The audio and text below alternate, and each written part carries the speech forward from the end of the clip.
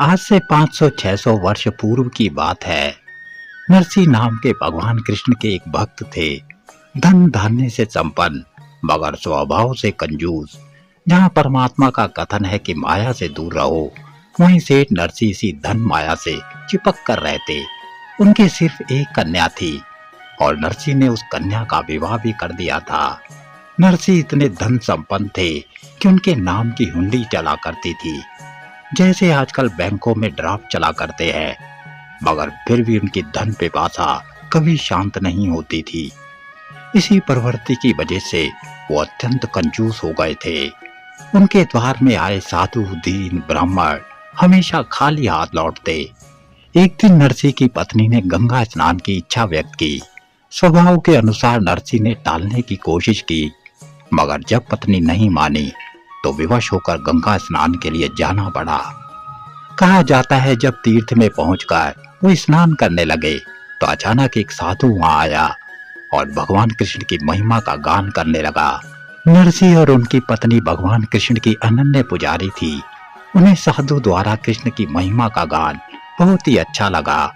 अचानक साधु शांत हुए और नरसी से बोले, आप गंगा स्नान करने तो आए हो तो दान भी दे दो। दान की बात सुनते ही नरसी के तेवर बदल गए। मेरे पास देने के लिए कुछ नहीं है, किसी और से ले लो। इस पर साधु ने मुस्कुराकर कहा, बिना दान गंगा स्नान ये तो उचित नहीं है।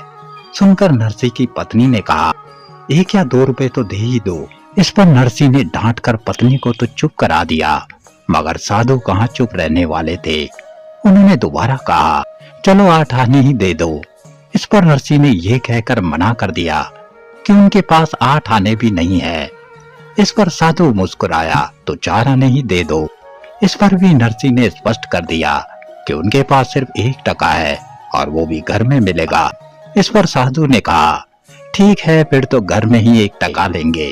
गंगा स्नान करके सेठ नरसी पत्नी समेत घर के लिए रवाना हो गए, इस बात से अनजान कि वो साधु भी उनके पीछे पीछे घर की तरफ आ रहे हैं।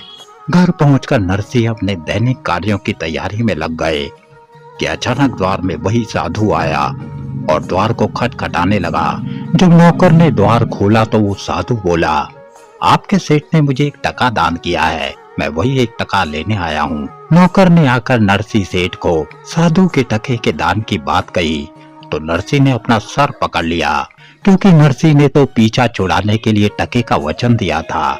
उन्होंने नौकर को कहा, जाकर कह दो कि सेठ आज थके हारे हैं, कल देंगे। नौकर ने नरसी सेठ की बात साधु को बता दी।